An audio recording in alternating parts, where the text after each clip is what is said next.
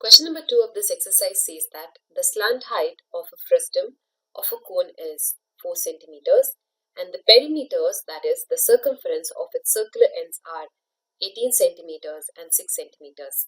We have to find the curved surface area of the frustum.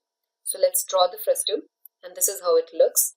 We know that the slant height for this is L, which equals 4 centimeters.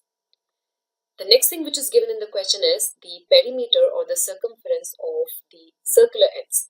So if we take the upper circular end, and if radius is r1 for it, 2 pi r1 will be equal to 18 centimeters.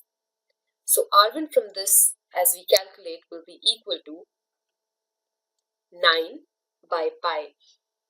Similarly, if we do the same thing for the lower circle or the circle at the bottom, we may write 2 pi r2, r2 being the radius of the circle at the bottom, equals 6.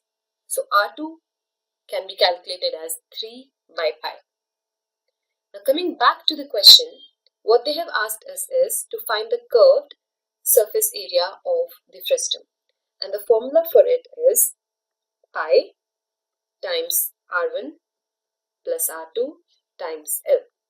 As we have found out the values for all of them, let's substitute them in here and we write it as pi times r1, which is 9 by pi, plus r2, which is 3 by pi, times L, which is 4.